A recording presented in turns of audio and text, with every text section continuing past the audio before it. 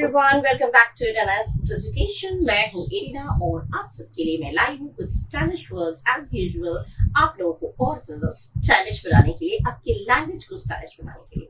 ठीक है, चुन चुन के मैं ऐसे वर्ड्स आपके लिए लाती हूँ जो आप अपनी लाइफ में अगर अपने स्पोकन इंग्लिश में अपने लैंग्वेज में यूज करेंगे तो आपका जो स्टैंडर्ड है वो हाई फाई हो जाएगा। ठीक है, so let's start with the first thing, legit. Legit खूब यूज होता है। लेजिट पर कंफर्म कहते हैं, पक्का। मैं तुम्हारे घर आ रहा हूँ पक्का, मैं तुम्हारे घर पहुंच जाऊंगा पक्का। कहते हैं तुम मेरा एड्रेस तुम्हें मालूम है, अरे मैं तुम चिंता मत करो पहुंच जाऊंगा पक्का। जो पक्का कहते हैं ना वही चीज होता है लेजिट। कितना स्टाइल लगता है ना, सुनने में भी पता चला लेजिट। अब उसका सेंटेंस देखिए, कंफर्म, लेजिट वाली कंफर्म, और उसका हिंदी हो गया पक्का। ठीक है, I promise I'll be back before your birthday, legit। मैं प्रॉमिस करता हूँ मैं तुम्हारे बर्थडे से पहले जरूर आ जाऊंगा, लेजिट, पक्का। ठीक है, पापा लोग कभी बाहर जाते हैं तो बच्चों से कहते हैं अरे तुम चिंता मत करो, मैं बाहर जा रहा हूँ, आउट ऑफ स्टेशन जा रहा हूँ, बट तुम्हारे बर्थडे से पहले मैं जरूर आ जाऊंगा पक्का। ठीक है, तो वो पक्का कह लिए आप लेजिट का यूज कर सकते हैं, right. Second word, on fire, आग लगा देना। ये तो बहुत यूज होता है। ऑन फायर माने एक्सीलेंट, बहुत अच्छा। ठीक है, कैसे एक सेंटेंस बनाएंगे? The song you sang at the party was on fire। जो गाना तुमने पार्टी में गाया, अरे वाह, excellent था, बहुत अच्छा था। The concert was excellent। The party was excellent। The dress you're wearing is excellent। The way you speak is excellent। तो excellent की जगह पे आप on fire का यूज कर सकते हैं। Whatever he speaks, he's always on fire। He speaks everything on fire। He speaks everything, वो हर कुछ बोलता है, बड़ा excellent बोलता है, बड़ा बढ़िया बोलता है। किसी की बातें होती है बहुत बढ़िया होती है, तो उसको एक्सीलेंट ना बोल के आप उसको ऑन फायर कह सकते हैं। स्टाइलिश वर्ड में ऑन फायर मतलब होता है बहुत अच्छा। ठीक है, तो द सॉन्ग यू सैंग, जो गाना तुमने पार्टी में गाया वो वाकई बहुत बढ़िया। माने ऑन फायर वर्ड का यूज करके आप उसे ये शो कर सकते हैं, ये दिखा सकते हैं कि तुम्हारा झकास था, तुम्हारा बहुत बढ़िया था, अच्छा था, मामूली लगता है लेकिन on fire, it was just on fire. कोई पूछे मैंने गाना गाया कैसा लगा, अरे it was just on fire, अरे बहुत बढ़िया था। तो ऑन फायर आप बोल सकते हैं, जिसको बोलेंगे वो खुश हो जाएगा। ठीक है, अच्छा नेक्स्ट इज चिकन। चिकन माने चिकन हार्टेड। चिकन मतलब कायर, कावर्ड, डरपोक। ठीक है, बहुत तो कहते हैं ना डरपोक की तरह, कायरों की तरह बात मत करो तुम। कायर लोग ऐसे बात करते हैं, मुझसे नहीं होगा, मैं नहीं, कभी फेल हो गया किसी चीज में, अनसक्सेसफुल हो गए तो मुझसे नहीं होने वाला। ये कायरों की तरह बात मत करो। इसमें भी कायर वर्ड आ सकता है, कावर्ड। अंधेरे में मैं नहीं जाऊंगा आगे, भाई हट्टा कट्टा इंसान है, डर लगता है, क्या कायरों जैसी बात करते हो तुम, कायरों जैसी बात मत करो। तो वो चीज है, तो उसको आप कह सकते हैं chicken. Don't talk like a chicken. डरपोक कायरों की तरह बात मत करो यार, क्या बात करते हो, कायरों की तरह बात करना। तो चिकन, कायर बोलते chicken. You are such a chicken। तुम कितने कावर्ड हो, कितने कायर हो। किसी को प्रपोज करना है, डर रहे तो कैसे कायर हो यार तुम, हिम्मत नहीं है तुम्हें डरपोक करके।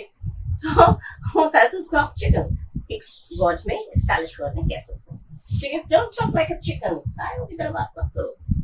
Next is uptight. अपटाइट भी यूज होता है, वरिड, बहुत ज्यादा टेंशन में हो जाना, बहुत ज्यादा वरिड, बहुत ज्यादा चिंता में हो जाना। कोई घर नहीं आया है, चिंता में हम लोग एकदम पागल हो जा रहे हैं, तो उससे कहते हैं हम लोग uptight. Uptight, I am uptight, he has not come home, my son has not come home, I am just uptight.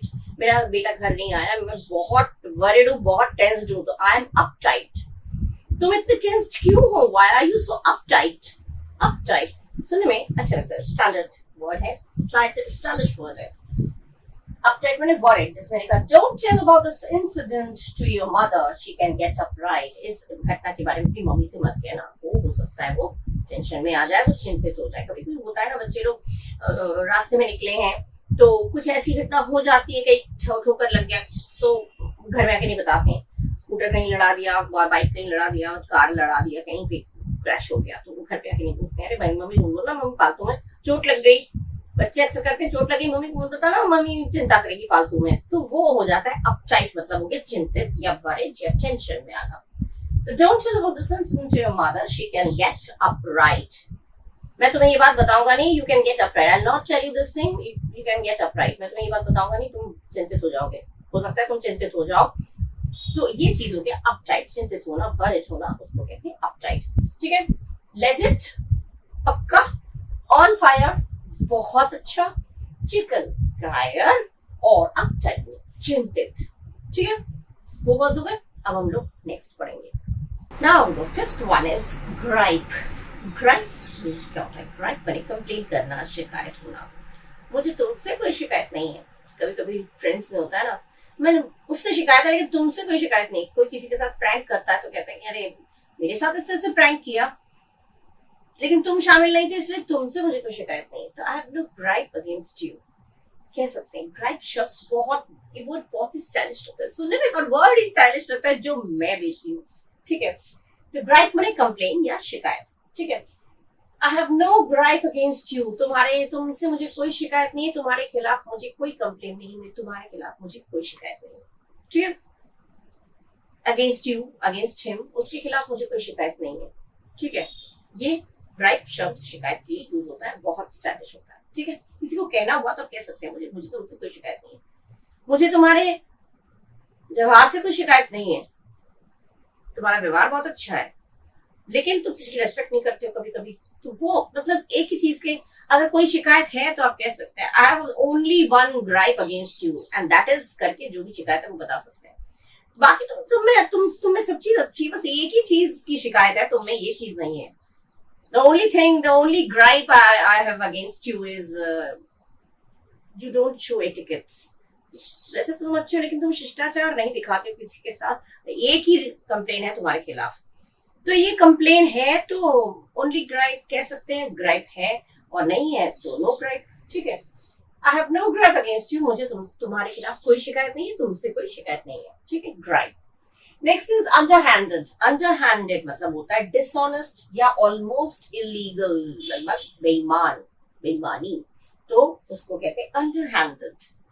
किसी के सामने बोलना है और उसे कहना है बहुत ही बेईमान है ये, तो आप बेईमान ना बोल के इज अंडरहैंडेड। एक्चुअली वो अंडरहैंडेड है। तो अंडरहैंडेड ये स्टाइलिश वर्ड्स, हाई फाई, फिर आप लोग जैसे हैं, आप लोग मेरे व्यूअर्स हैं तो आप लोग हाई फाई लोग हैं, तो hi fi standard hi fi लोगों के बीच रहेंगे तो अंडरहैंडेड आप लोग यूज कर सकते हैं। लेकिन ये है मामूली लोगों को या हर इंसान को तो नहीं पता होता, तो वहां पे ये नहीं कि पूरा बताया तो सबको पता चल गया बेईमान है। ये बहुत सुनने में बड़ा खराब लगता है, बड़ा इंसल्टिंग लगता है, लेकिन अंडरहैंडेड किसी को बोलिए तो वो सुनने में भी इंसल्टिंग नहीं लगता है, और ऐसा भी नहीं कि पूरी जनता, पूरी एकदम क्राउड को पता चल गया जिसके सामने बोल रहा है, ऐसा नहीं होता है। तो अंडरहैंडेड आप यूज कर सकते हैं। Never try to rise up underhanded. Rise up भी कह सकते हैं, राइज, केवल राइज भी बोल सकते हैं। कभी भी ऊपर उठने की कोशिश मत करो। किस तरह से? डिसऑनेस्टली, गलत तरीके से, इलीगल तरीके से, कभी भी गैर कानूनी तरीके से या डिसऑनेस्ट तरीके से, डिसऑनेस्टली या बेईमानी से कभी भी ऊपर उठने की कोशिश मत करो।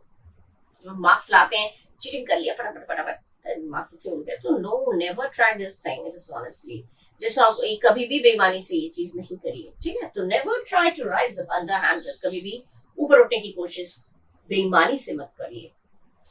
ऊपर उठ जाएंगे लेकिन जब गिरेंगे तो धड़ाम से गिरेंगे, तो ये चीज किसी को आप सीख दे सकते हैं। Next is फ्लंक। फ्लंक जो है एक तरह से किसी टेस्ट में, किसी एग्जाम में, किसी कोर्स में फेल हो जाना, असफल हो जाना, उसे कहते हैं फ्लंक।